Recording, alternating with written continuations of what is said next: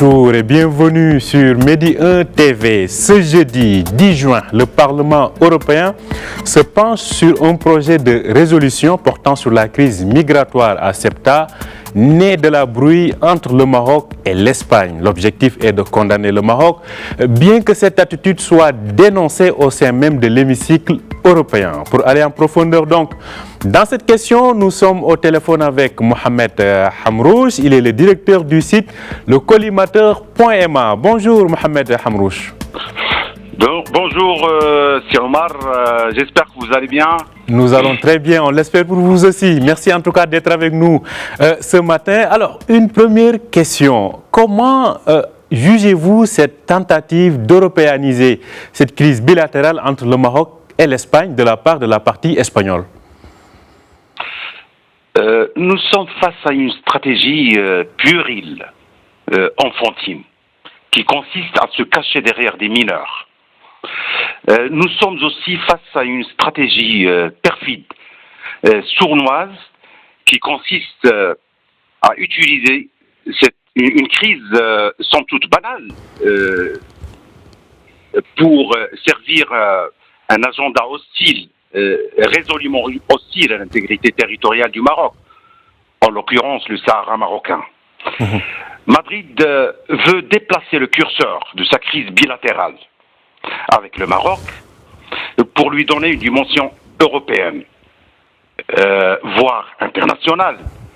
Il faut bien rappeler que l'Espagne, Madrid, via sa ministre des Affaires étrangères, González Laya, a déjà commencé en décembre, juste après la reconnaissance américaine de la souveraineté pleine et entière du Maroc sur son Sahara.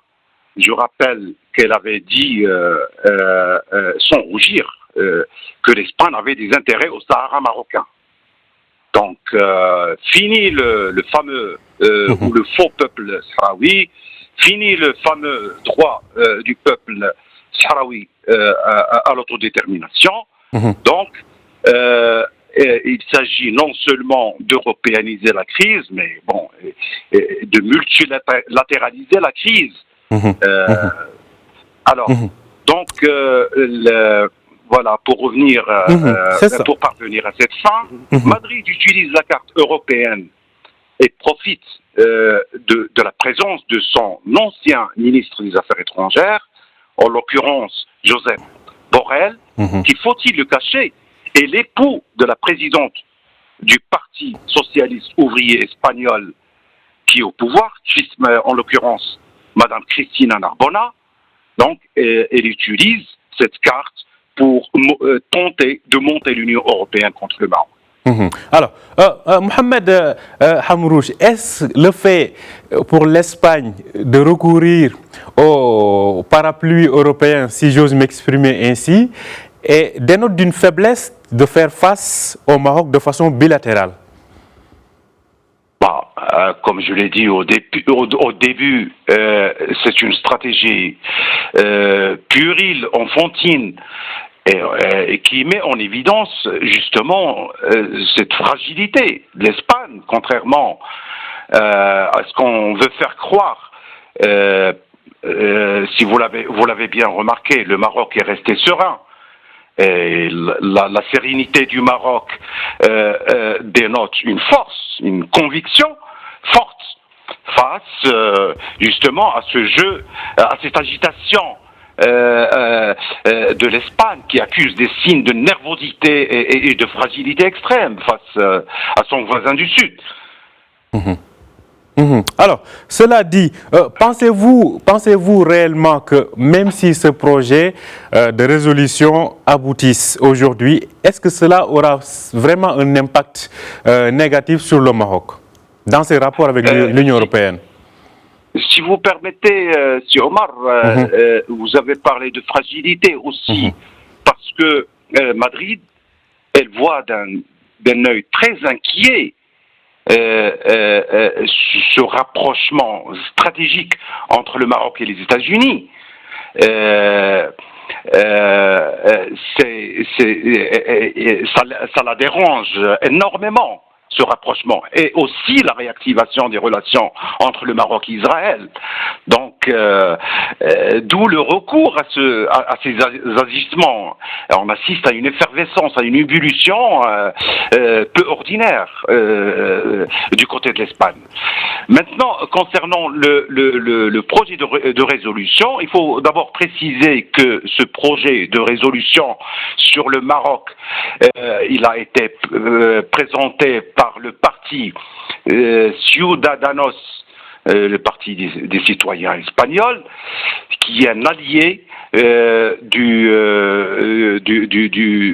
PSOE de Pedro Sánchez. Donc, ce projet de résolution, il est résolument hostile au Maroc. Il est situé autour de 3 points essentiels. D'abord, c'est de faire admettre à l'Europe que Ceuta et Melilla sont la frontière extérieure de l'Union européenne. Donc, vous voyez bien que c'est une recommandation qui pue un petit peu l'esprit colonial dont l'Espagne est restée prisonnière. Le deuxième point, il est lié à l'affaire de l'immigration. Il insiste sur les engagements du Maroc envers l'UE sur le dossier de l'immigration. Autrement dit, continuer à faire jouer ou endosser au Maroc le rôle de gendarme de l'Europe. Si le Maroc l'a fait, c'est pour des considérations, c'est dans un esprit de partenariat. Le Maroc n'est pas le gendarme, le Maroc n'est pas le concierge de l'Europe, mais il le fait en tant que pays, en tant qu'État civilisé, responsable et conscient de ses engagements. Aussi bien sur le dossier de l'immigration que sur le front de la lutte antiterroriste, sachant que les services marocains ont coutume de fournir des informations précises, vitales aux pays européens, dont l'Espagne elle-même. Le Maroc, les services marocains, grâce aux informations cruciales fournies par les services marocains, on a évité à l'Espagne des bains de sang. Et curieusement et étrangement, tout cela a été oublié. Effectivement. Par l'Espagne.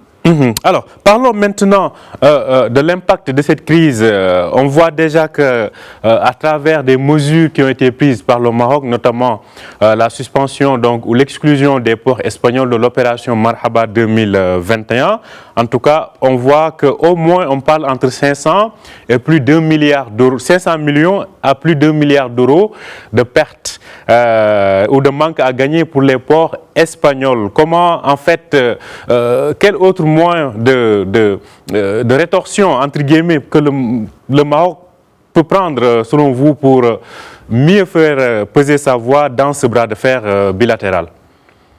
Très bien.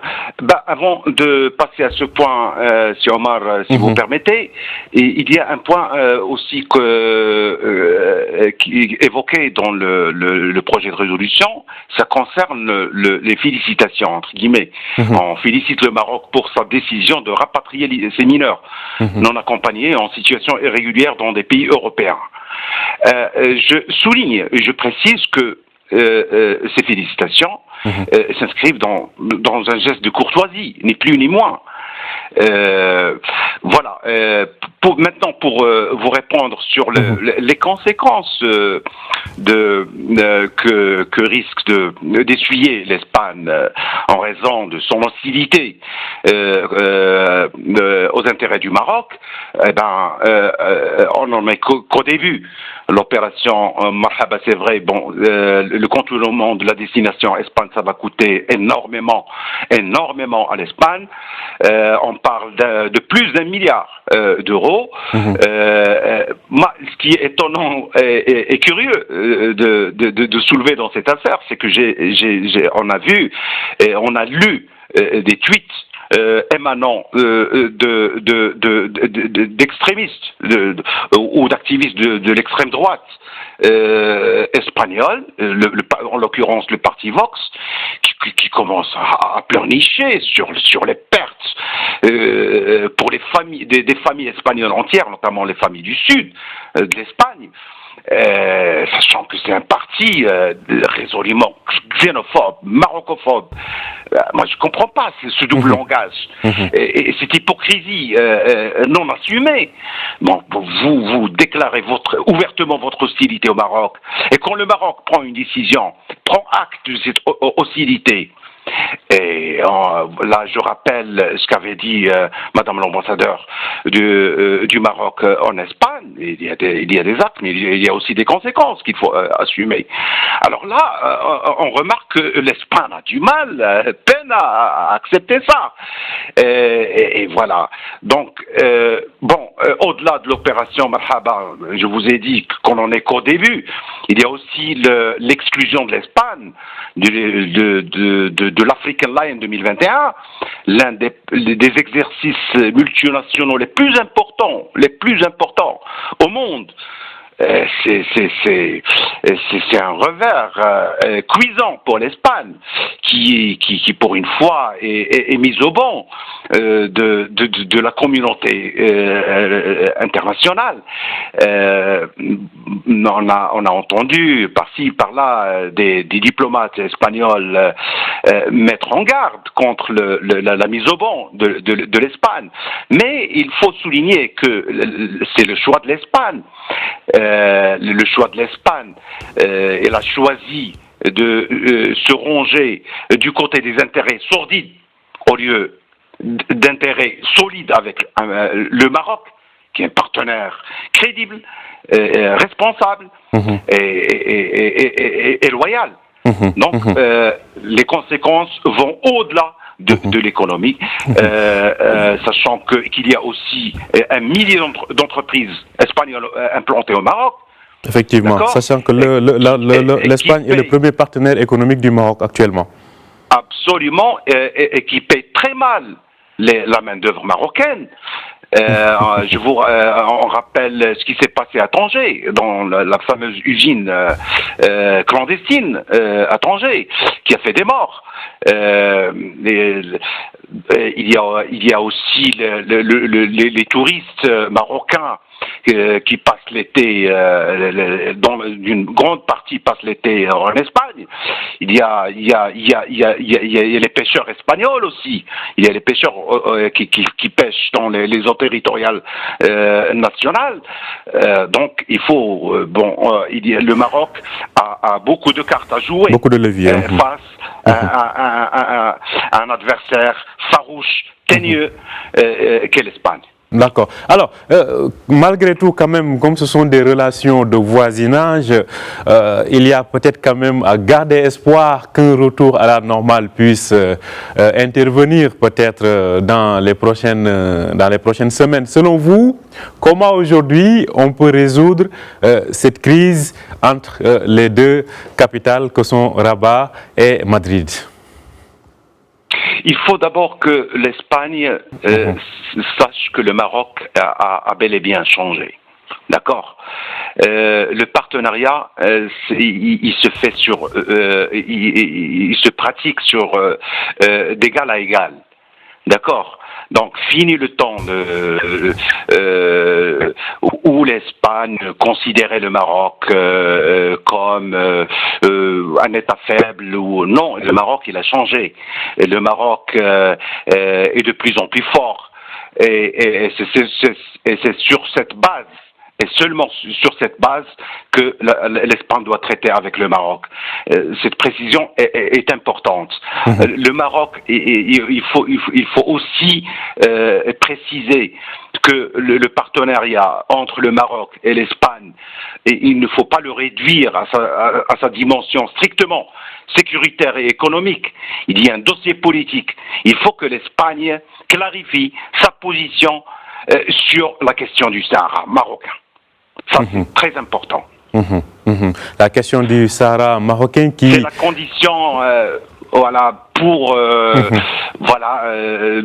rétablir des relations normales. C'est à la limite, c'est devenu un préalable en fait aujourd'hui pour des relations plus...